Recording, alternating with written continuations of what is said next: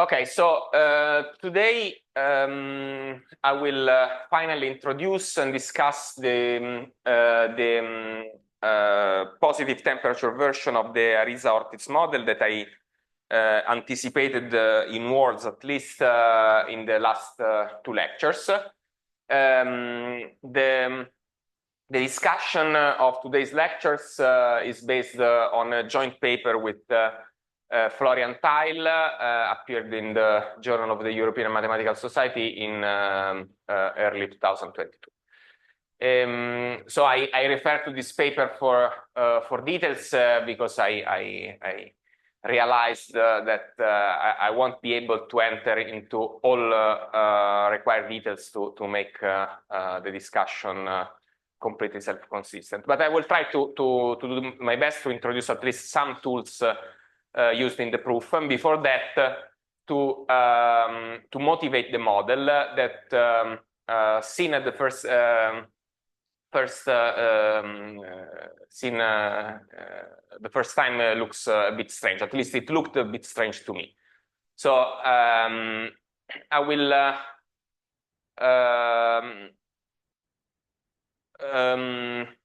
yeah, I will in the first few slides I will try to motivate the model as a way to describe to describe in an approximate way a model of this sort in a situation in which mostly the reference lattice, say the Delaunay lattice, the Delaunay triangulation looks like the ideal lattice, but not everywhere. So for instance, I allow for defects, dislocation defects like those shown in this picture. So the starting point is the same that I discussed yesterday at a certain point. So it's this nearest neighbor model that at least in the two-dimensional situation that is described in pictures here goes as follows. So it's a sum over edges, or say oriented edges. So today I will denote by this E of something the set of oriented edges of a graph. In this case, this is the set of oriented edges of the Delaunay triangulation that is associated, as discussed yesterday, to any possible configuration in the plane. In general, this triangulation is not isomorphic to the ideal triangular lattice. This means that not all vertices have 6 nearest neighbors, so the incidence number of some vertices can be different from 6. In this example, you see this vertex here as incidence number 7. This one has incident number, this has incident number 5, this has incident number 7, and this one has incident number 7, and this one has incident number 5. All the others in the picture have incidence number 6. So there is a sort of a dislocation line, roughly speaking, from here to here. So if you think about it for a moment, or maybe more than a moment, this is I remember that first time it took to me quite a while, and I will try to explain you in a as transparent way as I can what I understood some time ago. That you can actually still write this summation as a summation over bonds of the ideal triangular lattice, proceeding in the following way. So the form this draw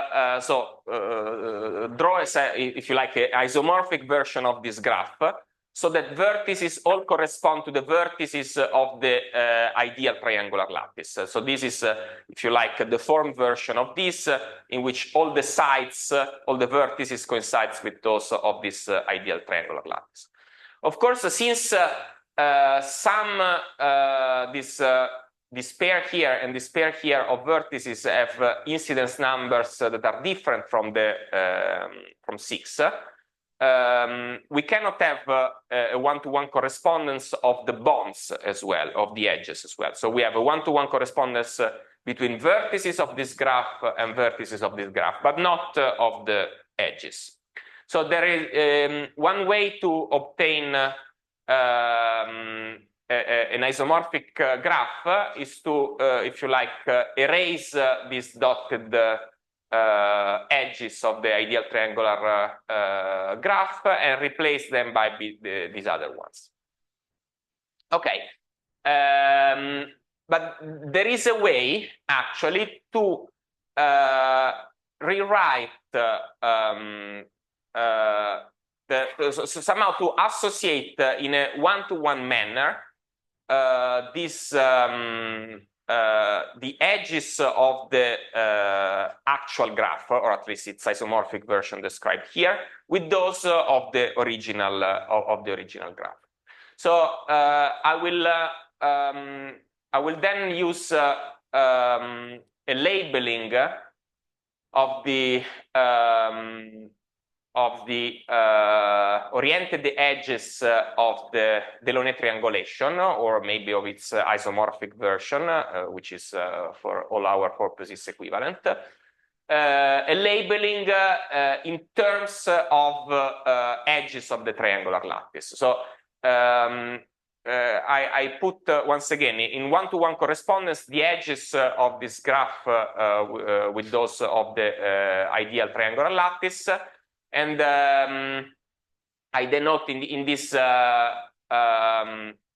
formula here, I indicate by I of xy the initial vertex of the new pair in which I map xy to, and t xy the terminal vertex of the new edge in which. So what happened? Okay. So the pair I-xy, T-xy is no, there's something wrong.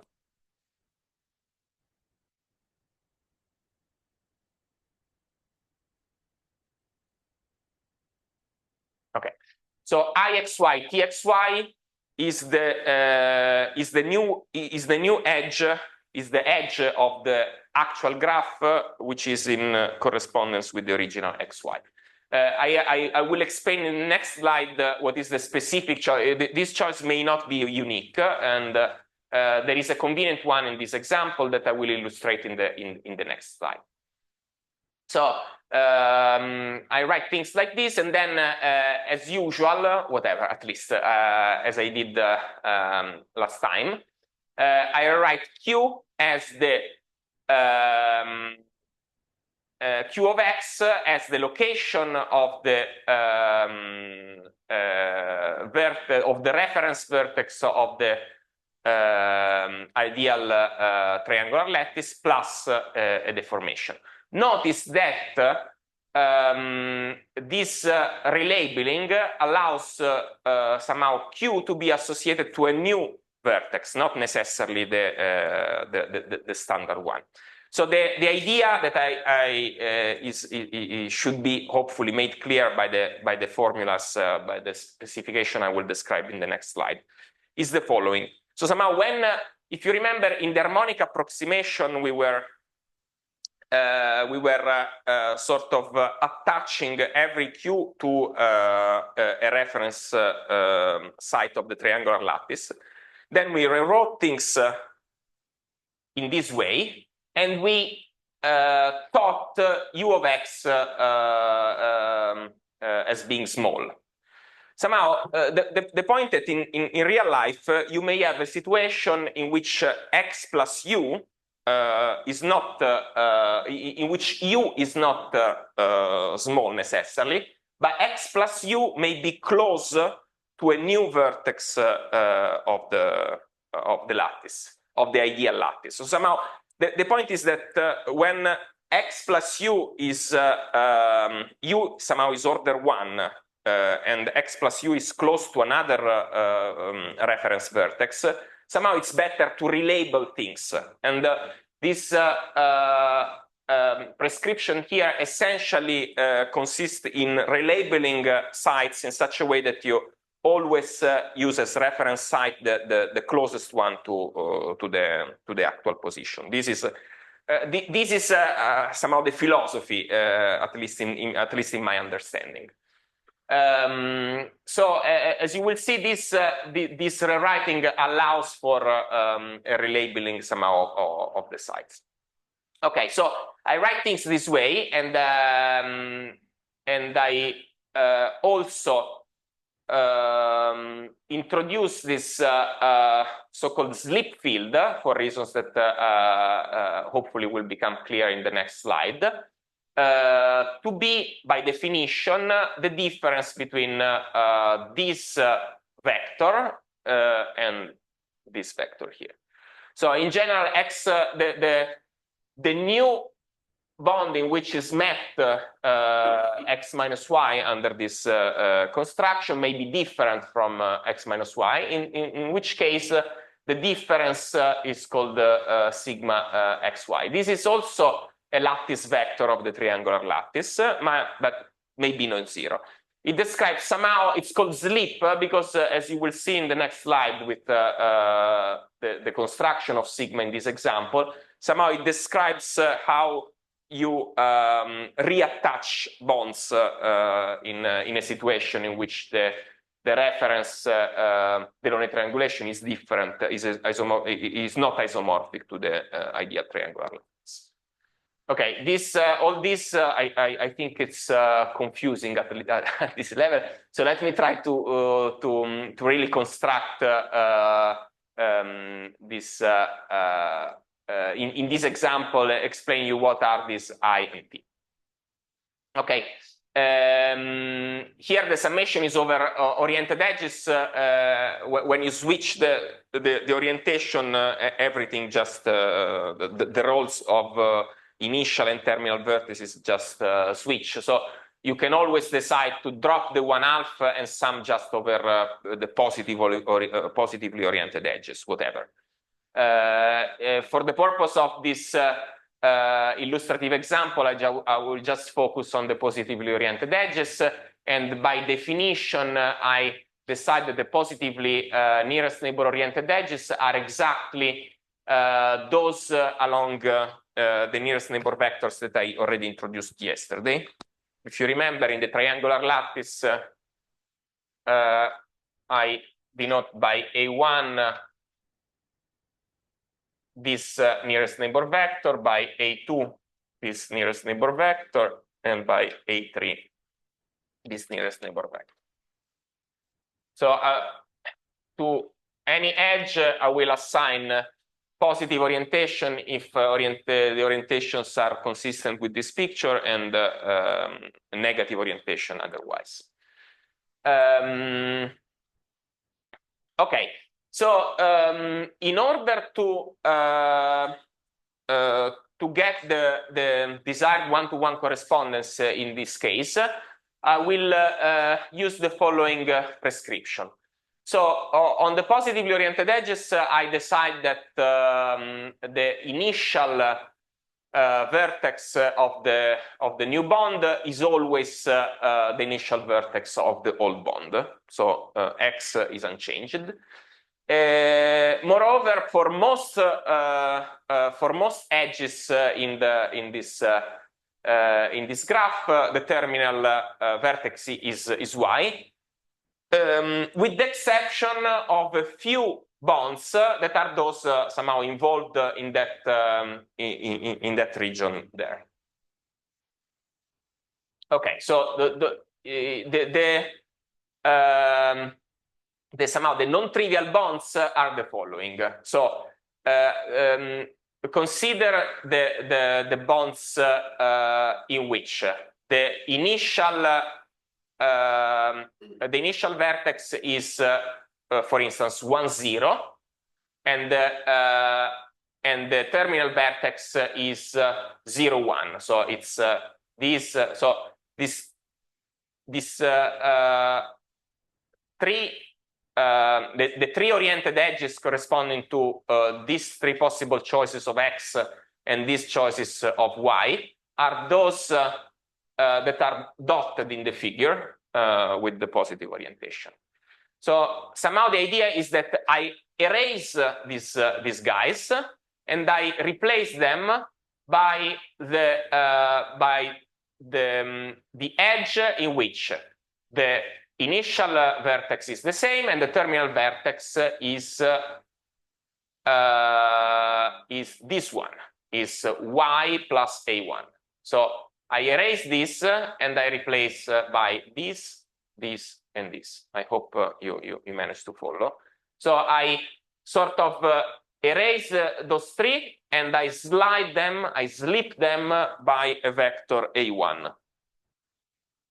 Okay, and I do a similar operation for the bonds that were originally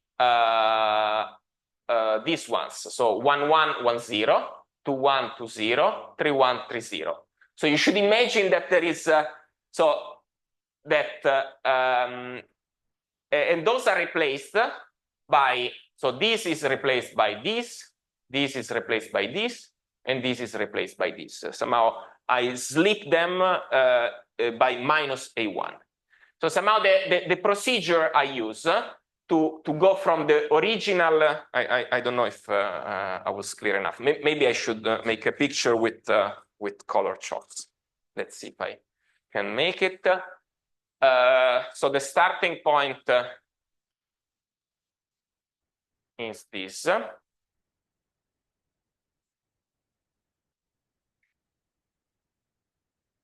I have this 0, 0, 1, 0, 2, 0, 3, 0. I have 0, 1, 1, 1, 2, 1, 3, 1. Can you see? Or is hidden?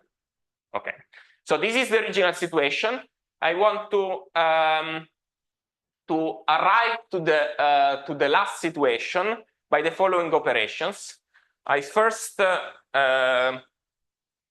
sort of erase. Oops, there are no color chalk today. Maybe they're here. Ah, no, they're here.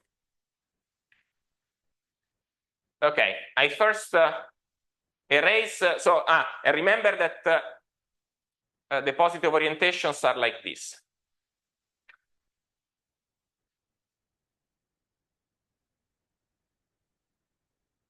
Etc.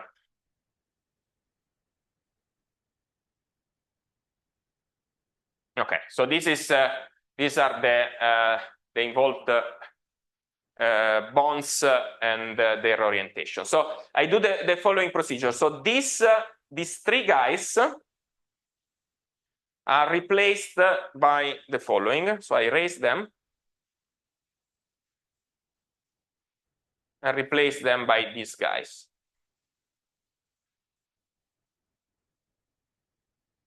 I interpret the operation by thinking that I'm pinning these vectors in their initial vertex, and I slip the terminal vertex by minus a1.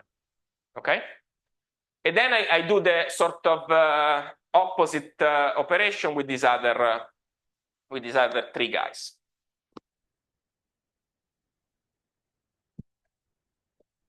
So I erase these three.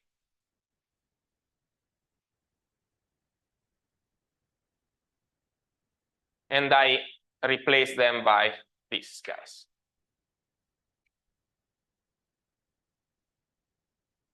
Okay, so in this way, I construct a new graph that is isomorphic to the one I had at the beginning. So this is one possible way of somehow putting in correspondence one-to-one correspondence the bonds of the old ideal lattice with those of the new,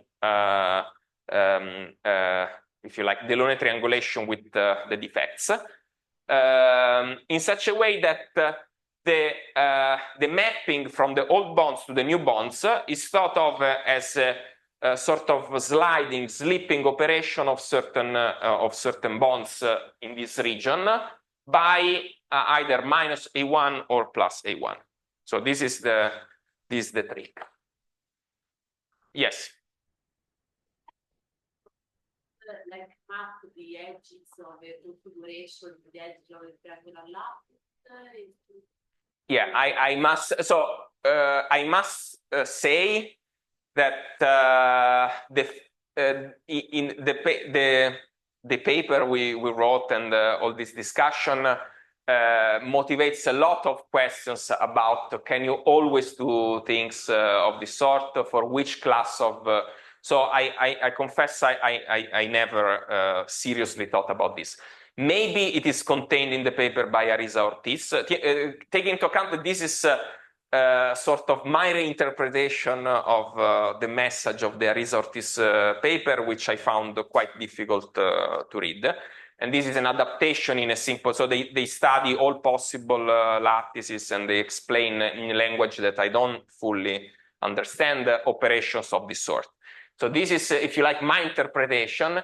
And the natural question is, can you always do this? And what is the prescription? I don't know. I mean, I think so. So my guess would be, if you have a Delaunay triangulation that outside a finite, if you like, finitely supported, a finite region, as vertices that all have incidence number 6, then so that these locations are compactly supported, then you should be able to do it. But I didn't study this, so I think this would be interesting. I mean, it's a bit like that this discrete model motivates a number of questions that, in my impression, people in the community in variational analysis interested in variational models for elasticity or plasticity studied in the context of continuum models.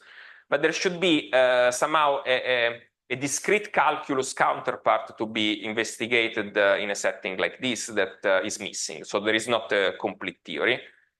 Yeah, so somehow these first slides are meant as a way to motivate the model I will introduce that makes sense independently of these first steps. But yeah, I agree it would be interesting to clarify this. So certainly this construction can be generalized to other class of dislocation patterns. It's not clear to me that every dislocation pattern can be reduced to this. Maybe yes, but okay. Okay, so this is somehow a way to rewrite this in this way. Now we have to make an approximation in order to get to what I will call the Arisa-Ortiz model. So the Arisa-Ortiz model is obtained using harmonic approximation, and not only that, I will explain the two further approximations that we are doing. So the first approximation is the harmonic approximation, as mentioned. So the idea is that, in the spirit of what I mentioned at the beginning, so yes, so once you write this difference in this way, the idea is that sigma is sort of the integer part, the integer in the sense of the lattice, the integer part of this. So this may not be always small. It may be close to one of the other lattice vectors, in which case sigma is morally the integral part of this.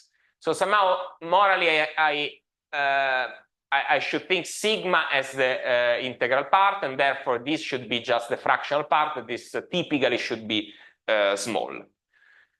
This motivates a sort of improved version of the harmonic approximation. So this is similar to the one discussed yesterday, but with the difference that now, in the presence of these slip fields, we are sort of allowing the idea that when particles move too far away from the from the original reference point of the ideal lattice. When they get close to another point, I sort of relabel them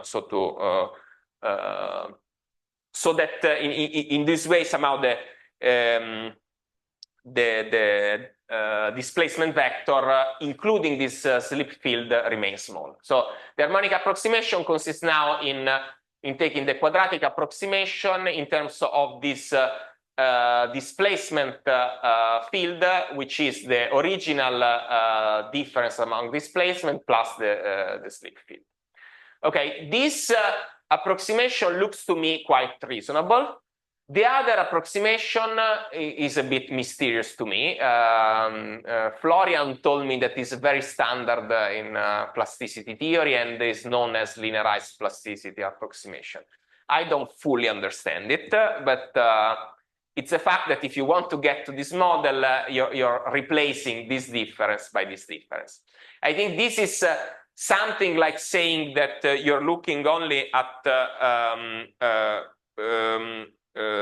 displacement profiles such that the discrete gradients of U don't change too much in space. So the gradient is not too wildly fluctuating, so that I can replace the difference of the U's in the new bond with the difference of the U's in the old bond.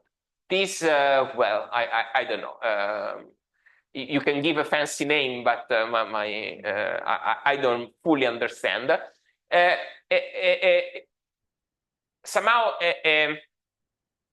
you could also, in principle, keep this expression here. But if you keep this expression here, somehow you're coupling in a very nonlinear way sigma and U, because somehow the argument of U would also depend on sigma. And this would complicate the analysis so much that the model would be untreatable. So maybe this should be thought of as a working hypothesis. If I don't do this, I don't manage to proceed. This is one, well, maybe honest point of view. The other point of view is maybe a bit more convincing. Somehow, the point is that if you use this as Hamiltonian, then this Hamiltonian has somehow the right symmetries. So this could be a criterion to justify this additional approximation. So somehow the combination of these two approximations produce this Hamiltonian that has somehow translation invariance, rotational invariance in a suitable sense, as I will explain in the next slide, and what I call a gauge invariance. Gauge invariance is somehow an invariance under relabeling of sites of the original lattice plus appropriate relabeling of sigma. So if you rearrange the labeling of the vertices and you rearrange sigma in a coordinated way, you're not doing nothing else than relabeling of vertices and edges. So this is a sort of basic symmetry that is there as soon as you allow for these relabelings that underlie the definition of the model. Okay, I'm not sure this is completely convincing. I must say that this is the best convincing way I found to convince myself that the model was sort of reasonable.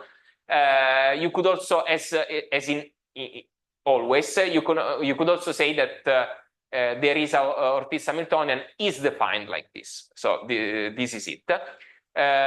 Once again, it has a structure very similar to the harmonic model we introduced yesterday, with the important difference that there is this slip field that in general corrects the ux minus uy. Once again, morally, this should be thought of as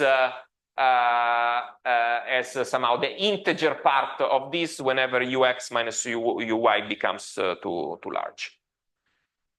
Okay, so this is the model. You can define it on the triangular lattice or on other reference lattices as you like. In I will be particularly concerned in 3 dimension to the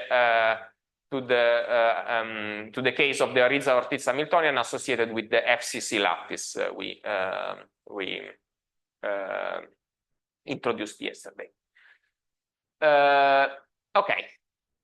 So the Ariza-Ortiz Hamiltonian is invariant under the following symmetries that are characteristic of a situation in which if you like, of any microscopic model of elasticity or of crystallization, whatever. So the model is invariant under translation, which is good. So you see, since it has a discrete gradient structure in terms of the use of the U, if you add to Ux an arbitrary constant vector in Rd, then the difference Ux minus Uy remain invariant, and so the energy doesn't change. Alessandro, yes. In the previous formula, so given that it's a gradient plus something, the Burgers vector depends only on sigma, right? Because yes, I will come to this in following slides. Yeah, yes, the sigma controls somehow the possible presence of these locations. Now, depending on whether this is a discrete closed form or not, gives. I will explain what discrete form. What do I mean by discrete form?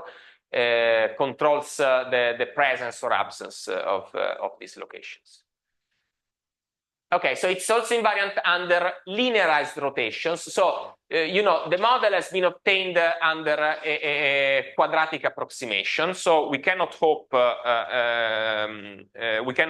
the model is fully rotational invariant, as it should be because we somehow the harmonic approximation, the quadratic comes from a quadratic expansion of the absolute value of the distance between 2 points. So when the model is defined in terms of the Euclidean distance between the 2 points, the model is invariant under full rotations. If you expand, it's not invariant anymore under full rotation, but just under the action of antisymmetric matrices. You know, the antisymmetric matrices are the infinitesimal generators of rotation. So if you write the rotation matrix associated with in 3 dimensions, if you well, even in 2 dimensions. So if you have the rotation matrix associated with an angle theta, if theta is very small, you can write it as 1 plus theta antisymmetric matrix.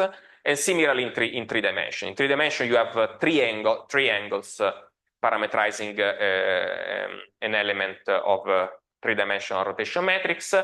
If the 3 angles are all small, you can write the rotation matrix as identity plus an antisymmetric matrix in which the 3 independent elements are associated with infinitesimal rotation in one direction. I mean, there are these 3 principal directions. Okay, so the model is invariant under linearized rotation. This means just that if you change Ux into Ux plus S times X, where S is any d by d antisymmetric matrix, the energy remains invariant. How do you see that? Well, if you change Ux as I just described, you get that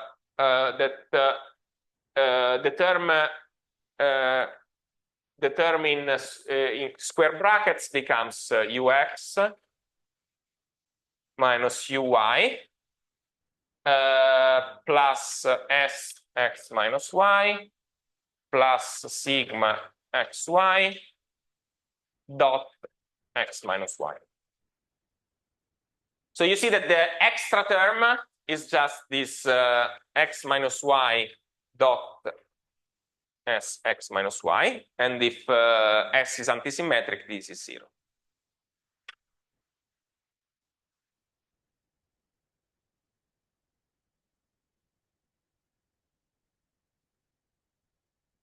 Okay. So gauge invariance is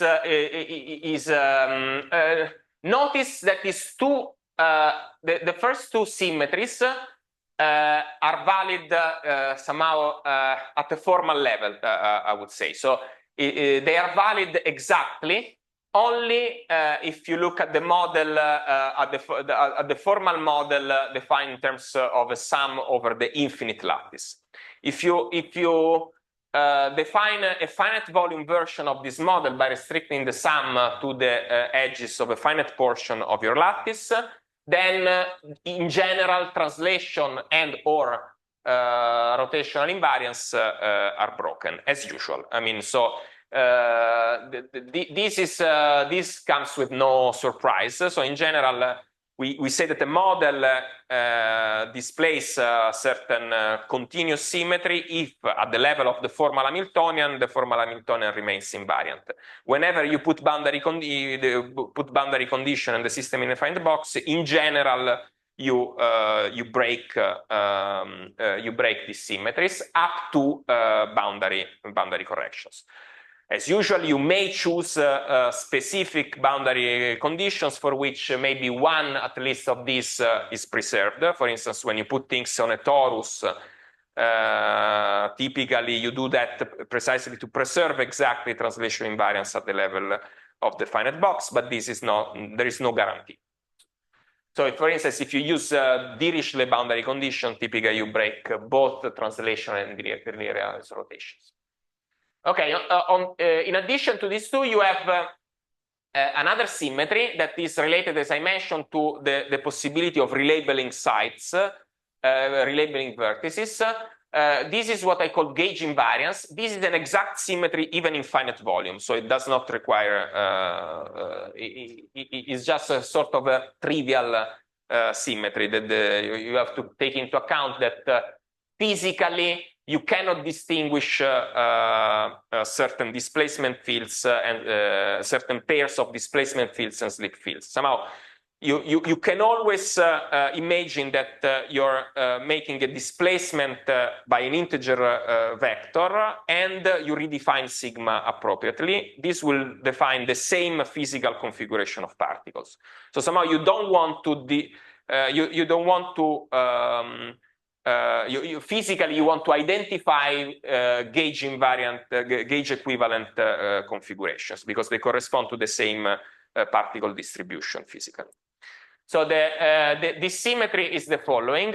So if you change u in u plus v, and you change sigma in sigma plus dv, dv indicates this, so the discrete, if you like, this difference or discrete derivative somehow. So if you have a function defined on vertices, dv of the pair xy is just v of the terminal vertex minus v of the initial vertex. Let me also here show in, this is sort of obvious, but let me show it. So what I'm saying that if I change u in u plus v,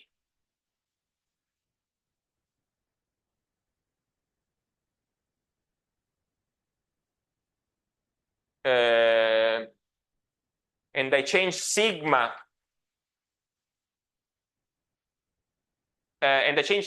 in sigma plus vy minus vx, this term simplifies with this. So I'm saying nothing more than that. I mean, nothing deep. So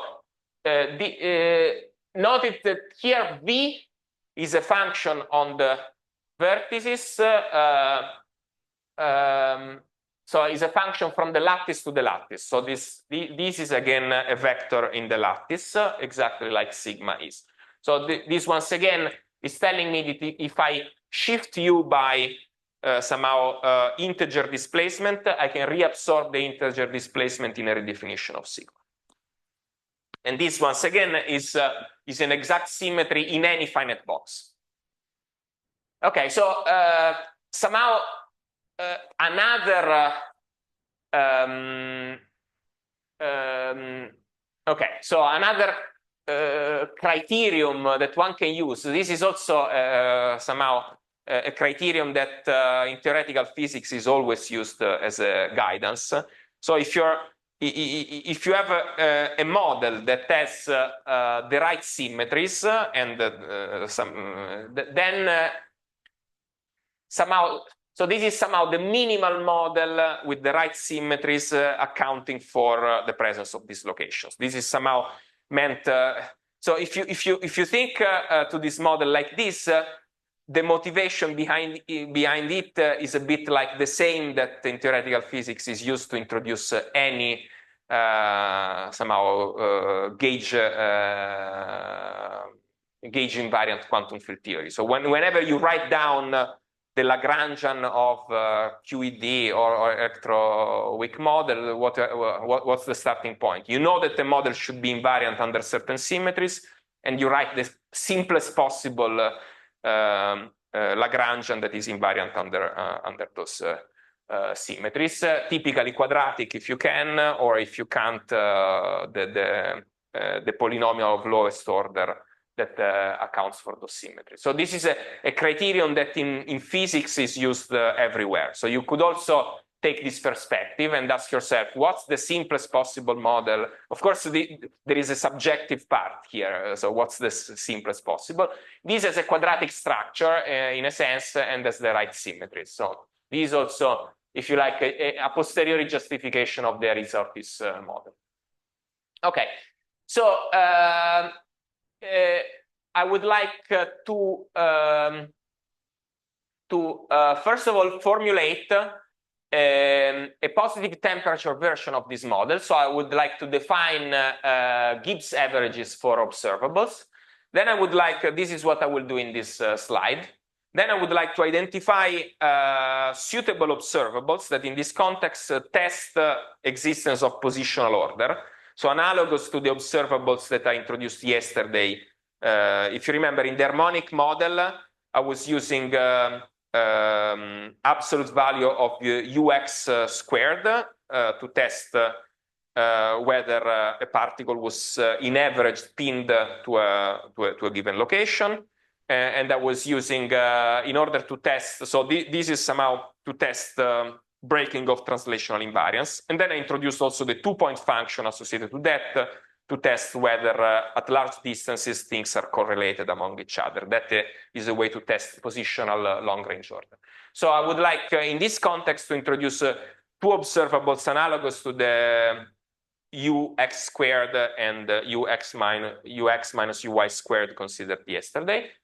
And then I would like to state the result about the behavior of this observables of these correlations at low temperature. Okay, so in order to define, if you like, a positive temperature Gibbs measure associated with the Aristoteles Hamiltonian, I proceed by restricting the model. By restricting the model to a finite box, sort of as usual. So, as usual, somehow I take a finite portion of my lattice. So, for instance, I draw things in 2 dimensions as usual. No, I did things wrong. But similar construction can be done in 3 dimensions as well. So we have A1 is like this, A2 is like this. So I take, okay, imagine that the starting, let me zoom out. So A1, A2 are smaller, and I take a parallelogram of length LA1 with L integer, LA2 with L integer, and this is what I call lambda.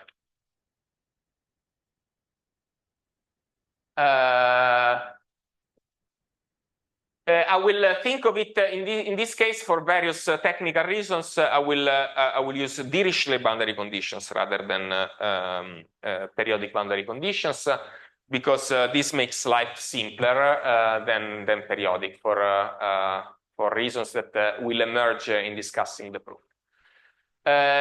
So I will denote by V lambda the vertex set of this. So I have my triangular lattice, and I look at the restriction of the triangular lattice corresponding to all the sites that are within this region.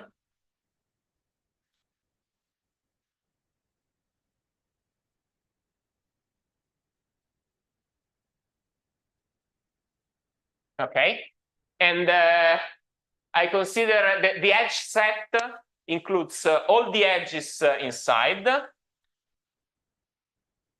and also the edges sticking out of the boundary. And I should imagine that I'm using the Dirichlet boundary conditions. So I'm imagining that the values of U outside are all 0. So if I evaluate the discrete difference of U along an edge like this, it will be U of x minus 0. So if you use periodic boundary conditions, you typically need also to include, if you want to compute discrete derivatives, you have to include also, if you start with vertices inside this box, you also have to include the bonds that go immediately outside. So, oops.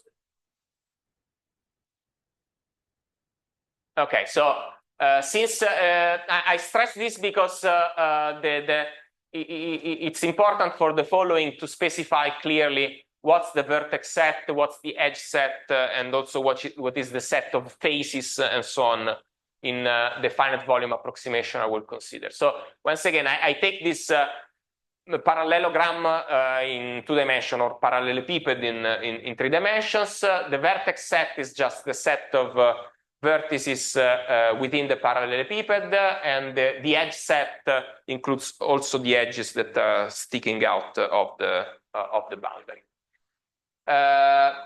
We let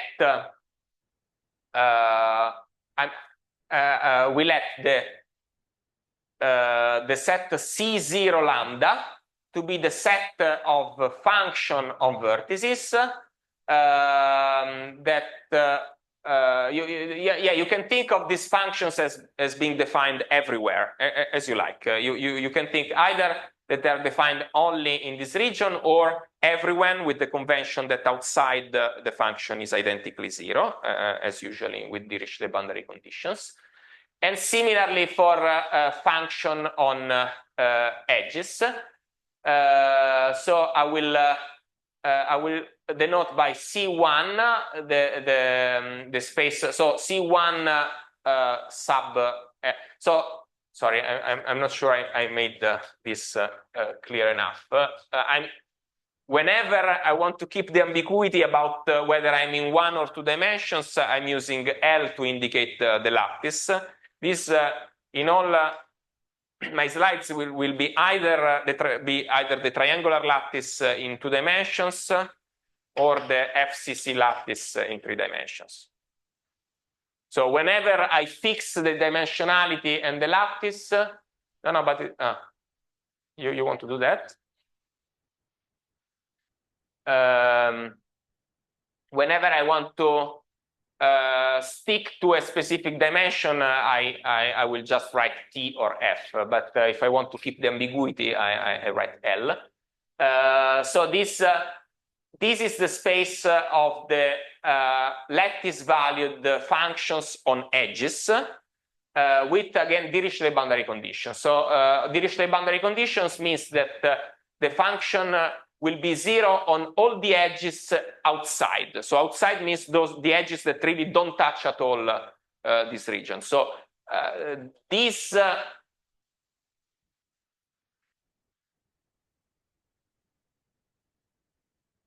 these red bonds are meant to be outside, while the white ones sticking out of the border are inside the finite region. So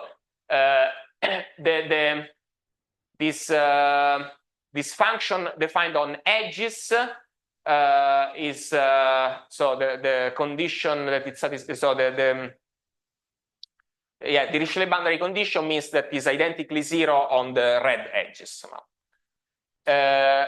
The function is odd in the sense that so this is defined on oriented edges. So if you reverse the orientation, sigma just picks a minus sign. This label L here means that it's lattice valued. So it takes integer values, integer in the sense of vectors in the lattice. So these two denote the set of these are called so the function on vertices are called zero forms. The function on edges odd under flip orientation flip are called one forms. So this is a specific instance of more general notion that you can define on graphs called the p-forms that I will introduce later. Okay, so the Gibbs average of an observable is defined sort of as usual. So I want to take the probability weight e to the minus beta Arisa-Ortiz Hamiltonian plus, so here there should be a plus, sorry, plus an extra energy associated to the dislocation course. So somehow this is again a sort of physical requirement. So as you will see, the Arisa-Ortiz Hamiltonian automatically describes long-range interactions among dislocations. I will stop by to explain what I mean by dislocation, but it does not include an energy price for somehow a local energy price for the formation of dislocation. So this typically in this class of models introduced by hand by adding a sort of local energy price that whenever you have a dislocation, it gives you whatever. It's not very important that this is absolute value squared. It could be absolute value period or absolute value. Well, no, we technically use that is, so it could be any power larger equal than 2. We would have some difficulties technically to assume that is just the absolute value. Anyway, this is a sort of phenomenological prescription to define a local energy associated with the dislocation course. Okay, so I have to comment over a number of important things. So first of all, I want to comment about what do I mean by dislocation, why I'm thinking this as an energy cost associated to dislocation. So what I'm calling a dislocation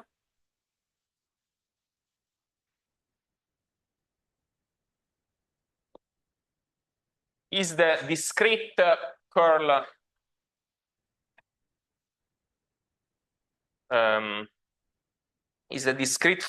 of sigma. So remember sigma, so let me see, I have a slide maybe a bit more down. Check.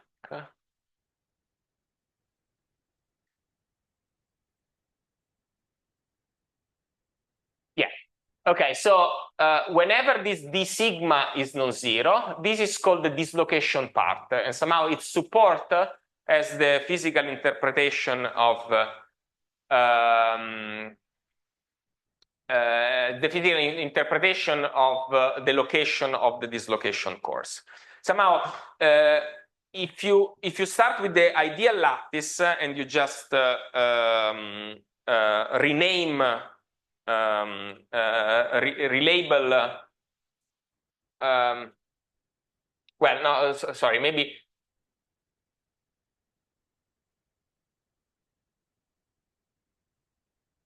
How should I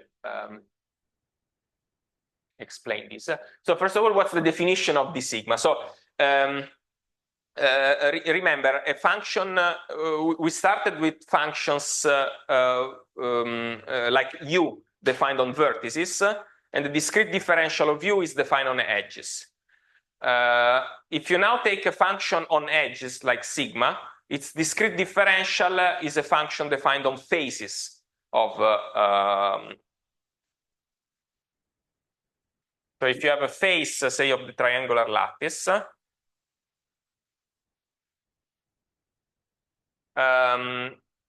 if you have,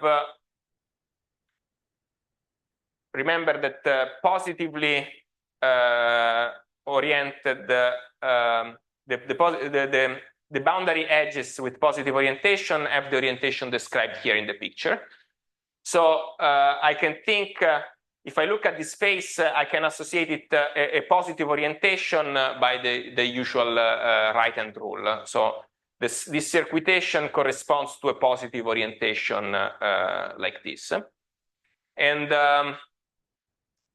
if I take an oriented face, so if I take this F with an orientation that is positive if it's this way or negative in the other, the sigma of F is by definition the sum over the edges in the boundary of the face of sigma of the edge. So this edges comes with the orientation induced by F. So if F has positive orientation, these three edges have the same positive orientation. If it's negative orientation, they have the opposite orientation. So this object here is an analog, is a discrete analog of the curl of sigma.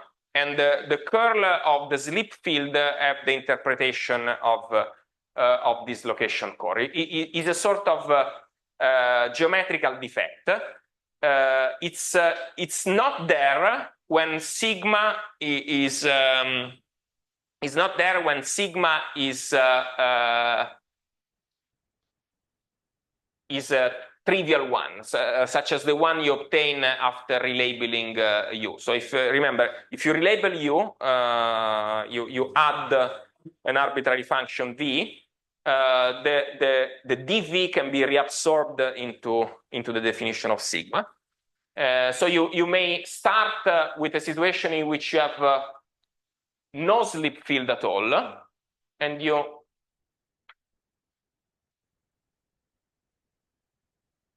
may end up into a new gauge equivalent configuration obtained by adding to u an arbitrary configuration v and with a slip field dv. Remember, this is just the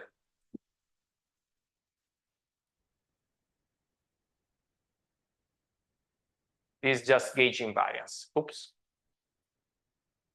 So in a situation, slip fields that are of this form are somehow gauge equivalent to 0, so not having a slip field at all. So somehow having a situation like this means that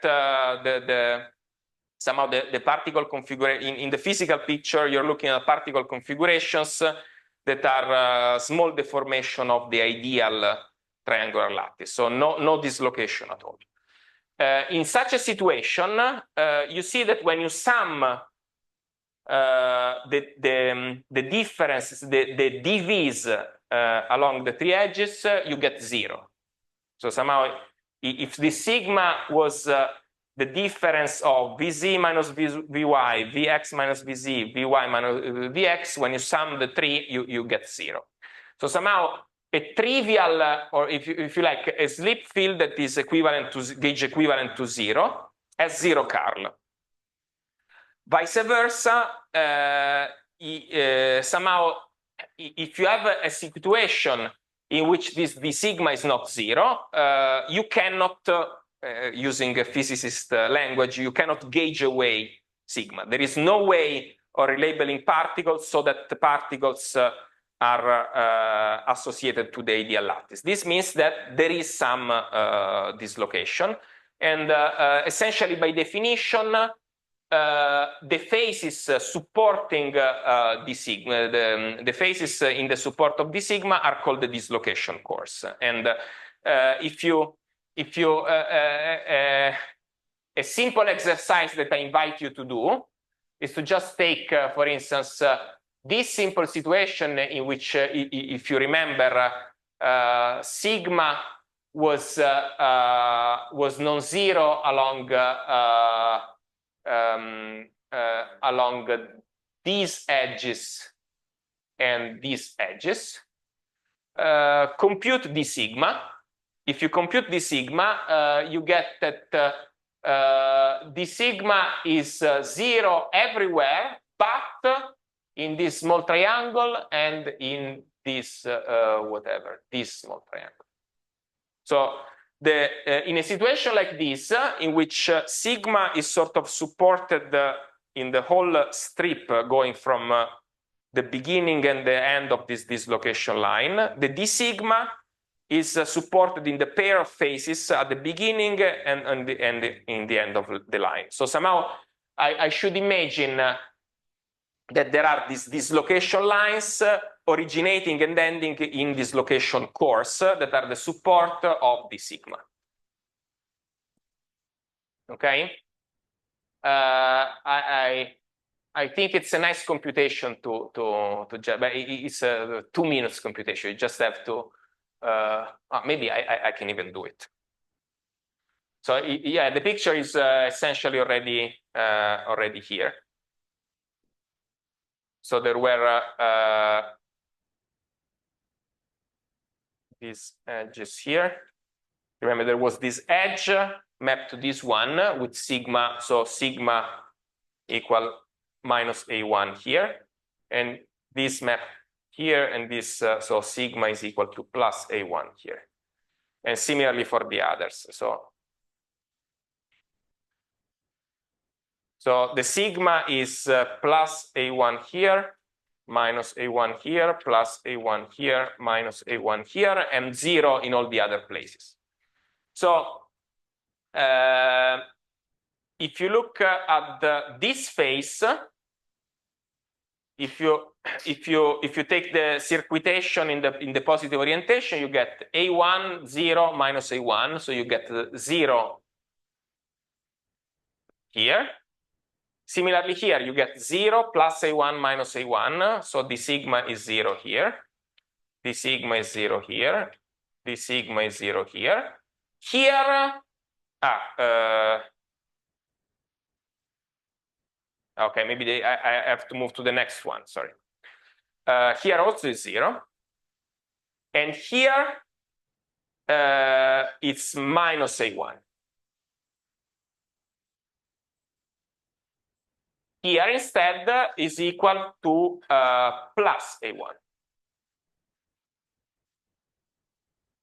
So somehow you have a non-zero d sigma all in these two phases, and the charges, so the curls associated, the charges are equal to plus A1 and minus A1. So this plays a little bit the role of a dipole in electrostatics. So you have this dislocation line which starts and ends into dislocation course with opposite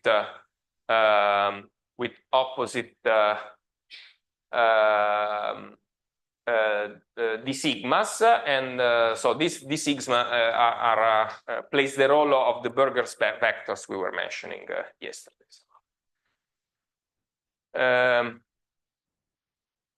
Okay, so every time, so somehow you see, whenever you have some sigma but the d sigma is 0, somehow locally you can sort of gauge away the sigma, so you have no energy contribution. The energy contribution comes only when you can really not eliminate the sigma by any gauge transformation. So the criterion there is, here there should be a plus once again, is to give a finite energy price whenever you have a non-zero d sigma.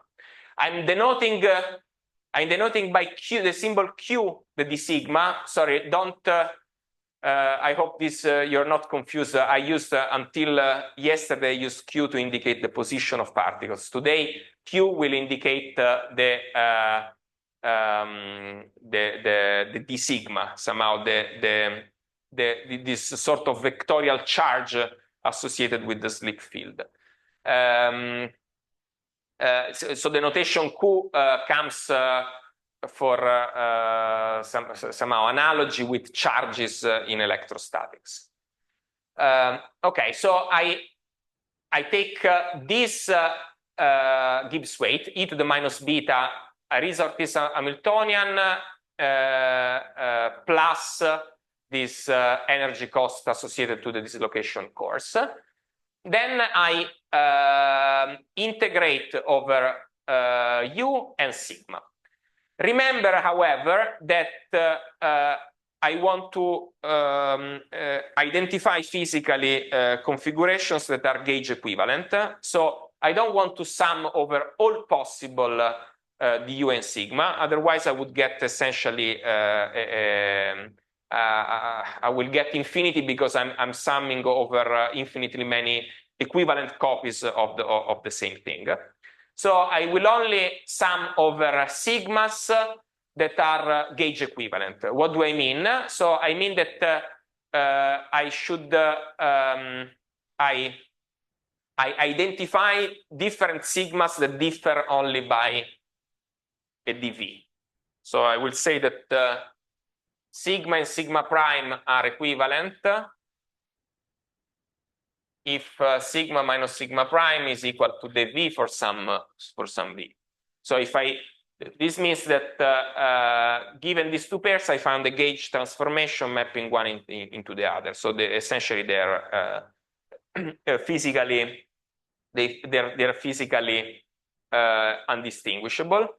Notice actually that the equivalent classes, I will come to this probably in the afternoon lectures, equivalent classes can be labeled by Q.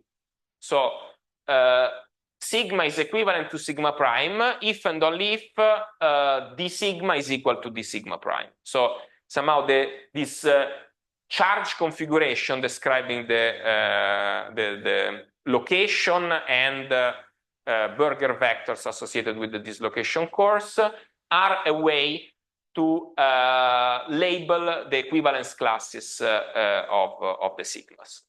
So I'm summing here over equivalent classes of sigma, or equivalently I'm summing over the Q's. Every Q is associated uniquely to an equivalence class.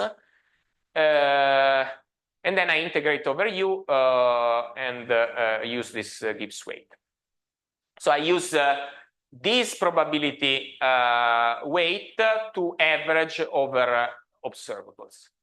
What are the allowed observables? Again, the only allowed observables are those that are gauge invariant. So if I want a physically significant observable, I want that the observable only depends on the physical configuration. So it's invariant under the gauge transformation. In order to be invariant under gauge transformation, the function, the observable should be a function of this specific combination of the U minus sigma.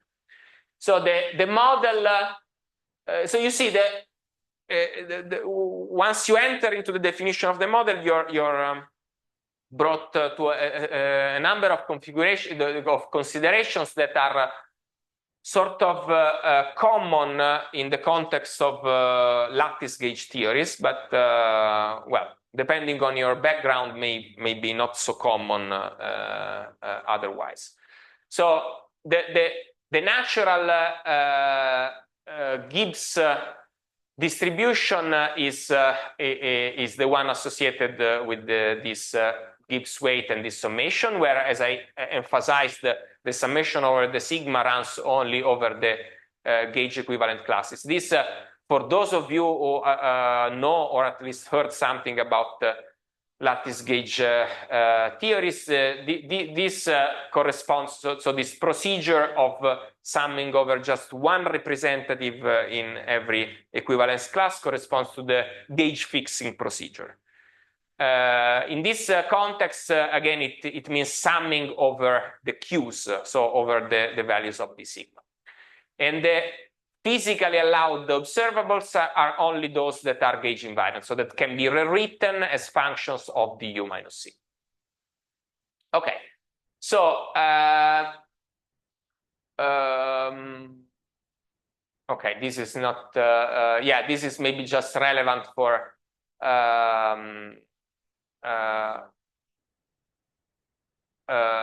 yeah, this is just a small digression to remind you that if I restrict to 3 dimension and to the FCC lattice, these are the basis vectors of the FCC lattice, and given this, you can compute very easily the reciprocal lattice vectors that are the following.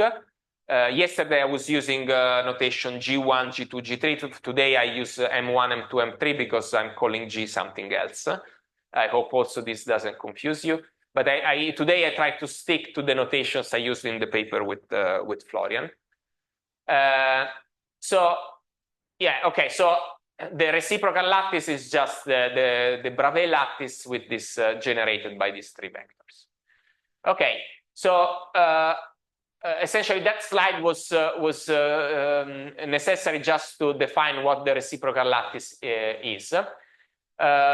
Okay, now that we know what's the reciprocal lattice, let me introduce the following 1-point and 2-point observables that play the same role in our context of the 2 observables we used yesterday in the harmonic model to test breaking of translational invariance and existence of positional order. So if you remember yesterday, we were saying that in order for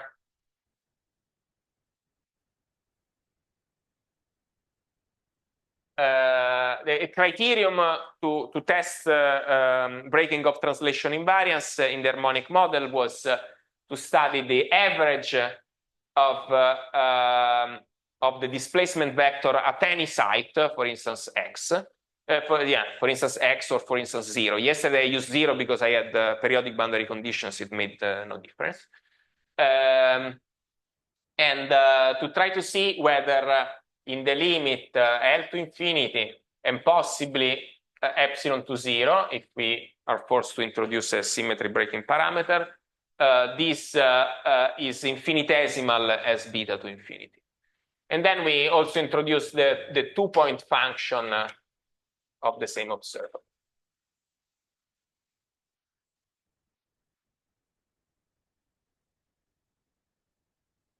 So the criterion I gave yesterday for breaking of translation invariance and existence of positional long-range order was this one. Now we have to choose a sort of analog of this.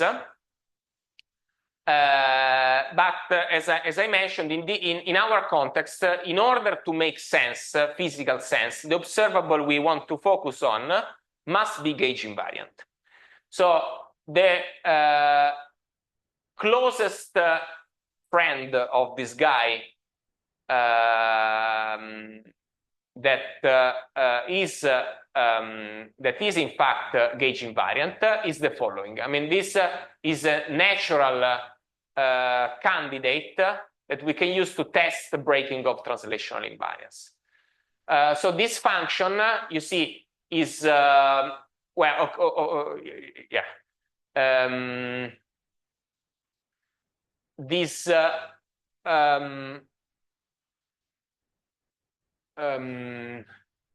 let me think a second.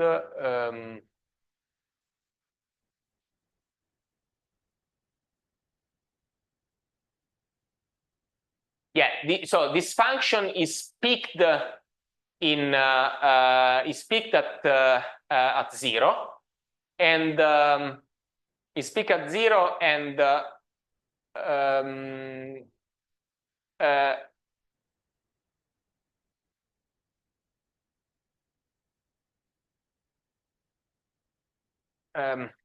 what do I want to say?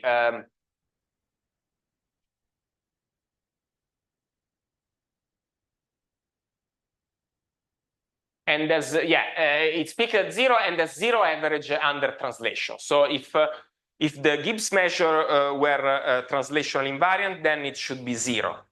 Okay, and so somehow a non-zero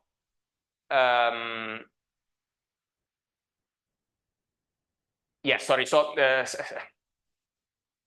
sorry, this is not really the analog. So this is why I was getting confused. So of course, cosine should be thought as 1 minus u squared, essentially. So this plays a little bit the role of 1 minus u squared. So this criterion here, so saying that this is smaller equal than so remember, in the harmonic case, this was like 1 over beta. So the breaking of translation invariance here was translated into a condition like this average is smaller or equal than constant over beta. Here this is 1 minus u squared. So this the criterion will become this larger or equal than 1 minus constant over beta. But the modulo the -1 is exactly the same. So I decided to formulate it like this, but it makes no difference. So this is the analog of 1 minus u squared.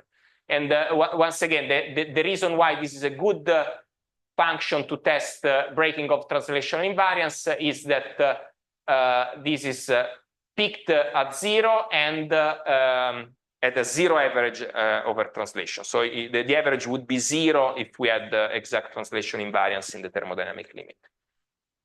And this is just the 2-point function. From this representation, it's not obvious that this is gauge invariant, but there is a simple way to see that this function is gauge invariant. So do the following. So we have, I erased the picture I needed, so let me redo it here.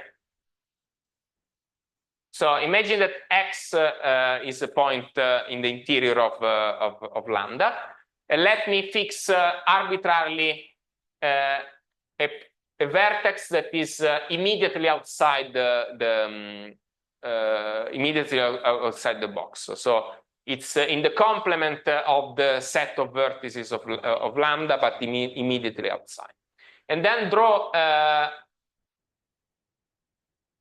arbitrarily a path from x to x external. I can always write, so since we have Dirichlet boundary condition, u here is 0. So I can always write ux as ux minus ux external.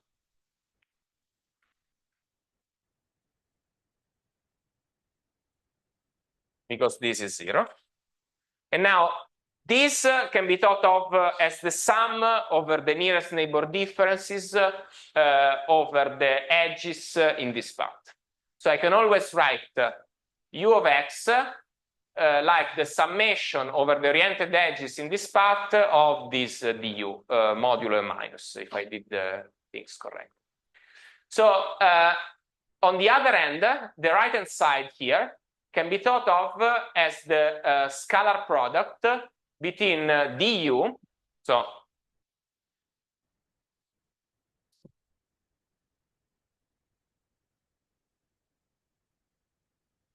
u of x is then minus sum over the edges along this path.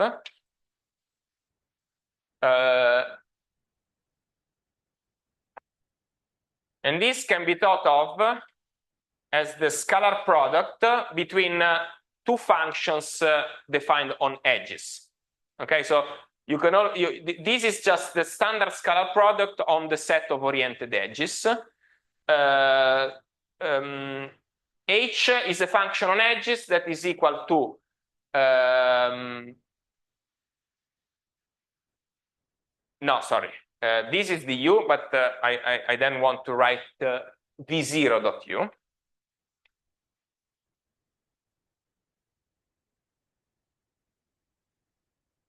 So this is equal to du times h.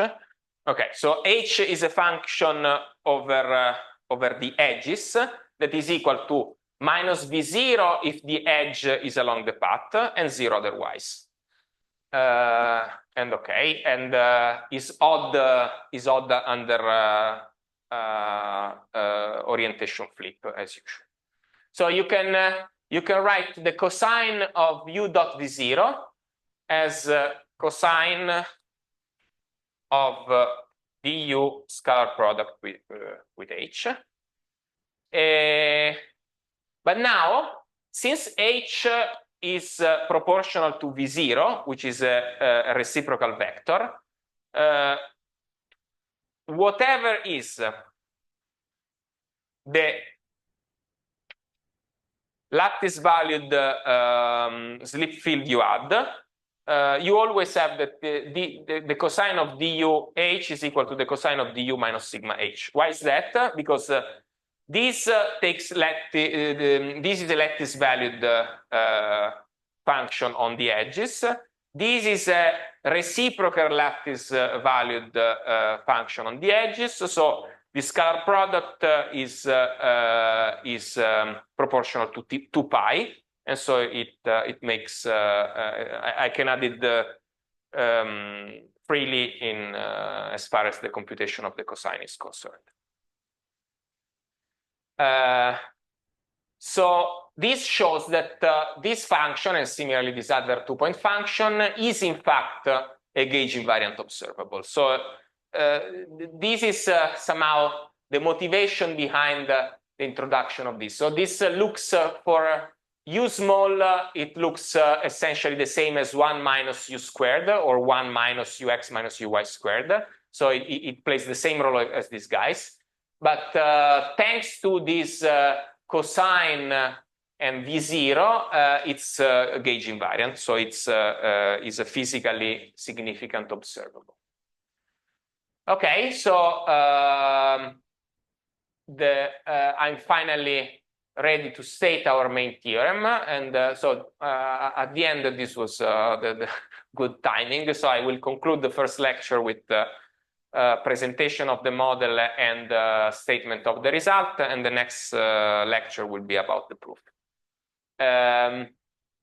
So the result is that for beta sufficiently large, the thermodynamic limit of the average of this observable is bounded below by e to the minus c over beta, or if you like 1 minus c over beta. So it's the same. So you get exactly the same kind of result of this sort for this observable. For any, sorry, here I forgot, let v0 in L star different from 0, of course.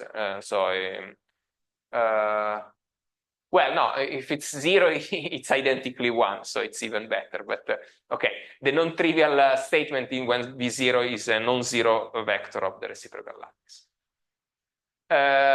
Okay, so then the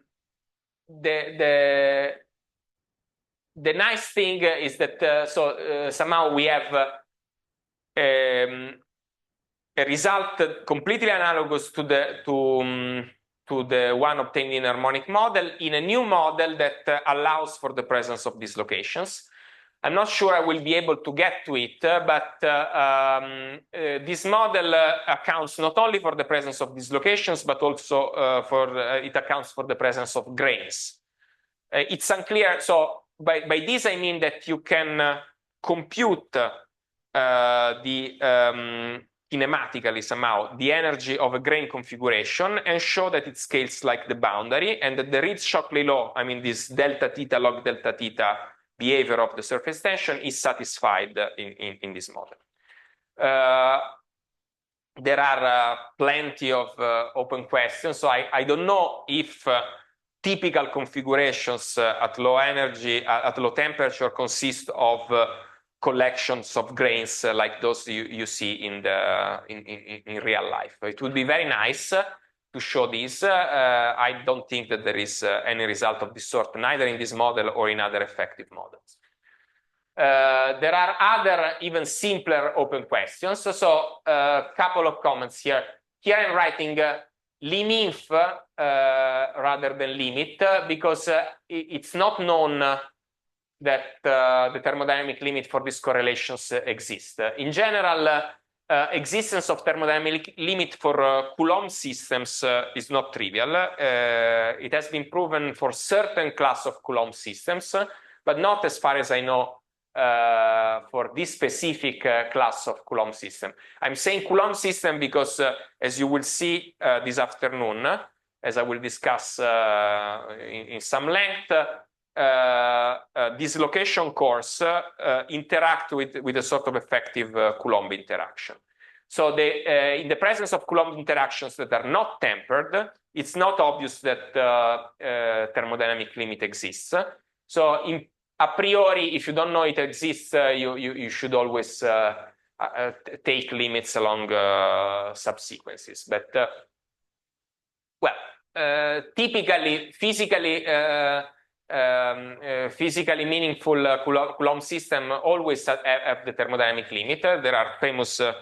The basic result is by Lebowitz and Lieb in the 70s about standard Coulomb systems in the continuum, but this has been since then extended to many other lattice Coulomb systems in non-trivial geometries by many different people. As far as I know, it has never the problem of the existence of the thermodynamic limit has never been studied in this specific context, and it would be interesting. Another non-trivial issue is what happens at small beta, large temperature. I mean, in standard non-Coulomb system, typically small beta, large temperature is very easy. Cluster expansion works, and you have exponential decay of correlations. This is not the case for Coulomb systems. So if interactions decay as slowly as 1/r, exponential decay of correlations can only come out of very serious cancellations. So the serious cancellations that lead to exponential decay of correlations in Coulomb systems at small beta are referred to as the screening phenomenon. It's a very non-trivial phenomenon that has been proved for lattice Coulomb systems in 3 dimensions by Feder, Bush, and Bridges at the beginning of the 80s. Studied also in 2 dimensions by at the end of the 80s by Young, who was a student of Bridges. And besides these 2 results, I think there are no other results in any other Coulomb system. It would be nice to adapt the analysis to this context, but well, it's also a non-trivial task. The other big open question, at least for my taste, is what happens in 2 dimensions when you replace the sorry, this should be F star. It is the reciprocal lattice of the FCC lattice. When you replace the lattice by the triangular lattice. So in this case, you don't expect so you expect that the limit of this is 0. You expect that this decays to 0 algebraically, and that there should be a gauge invariant observable suitable to test orientation along range order, which should have non-zero average.